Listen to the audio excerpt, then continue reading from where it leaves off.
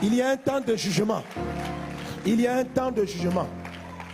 Quand il y a le péché, Dieu n'arrive plus dans ta vie. Frère, il faut fuir le péché. Le péché sépare de Dieu. Le péché vous éloigne de votre salut. Quelles que soient les choses que tu verras se réaliser dans ta vie, frère, si tu vis dans le péché, c'est une séduction. Tu ne peux pas vivre dans l'impudicité. La Bible dit, ne vous y trompez pas, les impudiques n'hériteront pas le royaume de Dieu. Tu ne peux pas ne pas être marié, tu couches avec quelqu'un et tu seras sauvé. Le ciel ne va pas te répondre. Répands-toi, change de vie.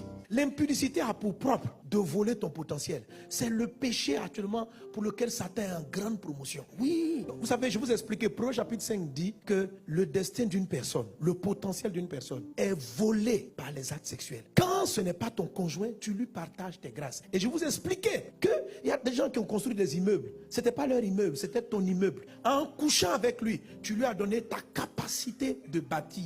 Il y a des gens, ils ont des rêves qu'ils n'arrivent pas à toucher. Ils se lèvent le matin, ils disent je vois des voitures, mais ils n'arrivent pas à toucher. Tu sais pourquoi? En fait, le moteur, parce que le Proverbe chapitre 5 dit, si tu vas coucher avec la femme étrangère, tu vas livrer ta vigueur, ça veut dire ton énergie, ta force, tu vas la livrer à d'autres personnes, à des hommes cruels. Le Proverbe chapitre 5, les rapports sexuels sont le moment où il y a une fusion entre deux êtres. La Bible dit vous devenez une seule chair. Il y a un transfert d'énergie extraordinaire entre deux personnes qui ont une intimité. C'est de ce tact-là que naît l'homme. Tu t'imagines?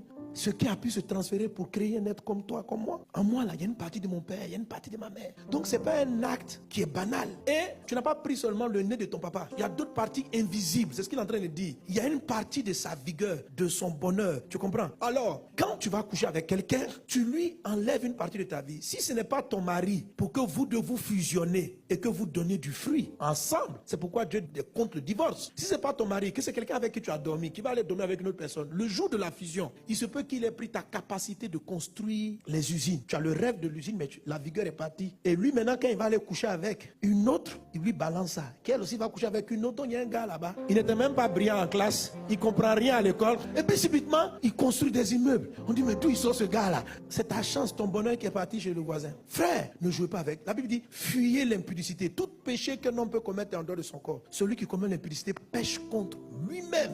Tu pêches contre toi-même. C'est la raison pour laquelle les occultistes aiment le péché du sexe. Et c'est la raison pour laquelle les gens développent le péché de la pédophilie. Parce qu'ils se disent qu'un enfant, c'est de l'énergie pure.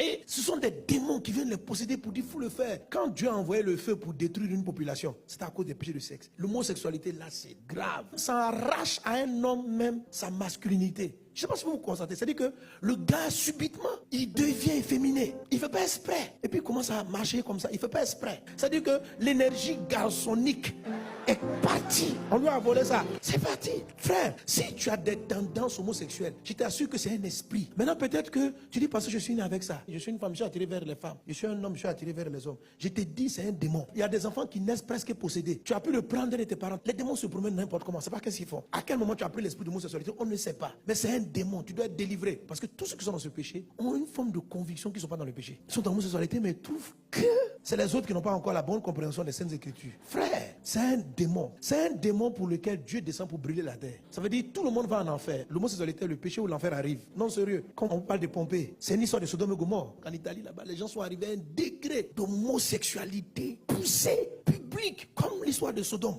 Volcan éclaté, balayer toutes les villes, tuer la population, détruire toute une région. C'était un deuxième Sodome et Gomorrhe. Et aujourd'hui, c'est en train de prendre de l'ampleur. Les démons là, qu'on détruit en faisant descendre l'enfer sur la terre, sont encore sortis, possédant les enfants, leur donnant des tendances. Maintenant, c'est dans la télé, c'est partout. On essaie d'expliquer que c'est normal. Ma soeur, frère, sortez de ce jugement. Ces choses-là rentrent dans l'église. Il y a des gens qui arrivent à l'église, ils sont occultes. Ils n'ont pas peur de la gloire de Dieu. Quand ce démon-là d'homosexualité vous prend, vous n'avez pas peur de la gloire de Dieu. Vous pouvez chanter à la chorale, être homosexuel. Je ne sais pas quel genre d'esprit est-ce, mais vous pouvez adorer où il y a la gloire de Dieu. Eux, ils ne tombent pas. Hein. C'est ce qui les fait croire qu'ils ne sont pas possédés. Oh, ils sont possédés. Je parle à quelqu'un. Sors de ce péché. Sors de ce péché. Ne trouve pas des excuses. Tu as pris le chemin de l'enfer. Est-ce qu'on est ensemble? Est-ce qu'on est ensemble? Sois délivré au nom de Jésus. Les gens qui vont écouter ne seront pas contents. Il faut être content du message. La Bible est claire. Les gens qui veulent réduire ces versets dans la parole de Dieu, la parole est claire. La Bible dit c'est la conséquence d'une malédiction. Les hommes ont été attirés vers les hommes. Romains chapitre 1. Les femmes de désir impur Fuyez ce péché. Fuyez. Et si tu as glissé là-dedans, répands-toi. Humilie-toi. Viens voir le pasteur pour dire j'ai besoin de délivrance. Il faut pas essayer de voir si on peut comprendre ta tendance. Il n'y a rien à comprendre. Tu dois changer. Ma soeur, change. Non, tu ne vas pas aller au ciel. Et tu vas attirer dans ta vie, dans ta famille, un jugement.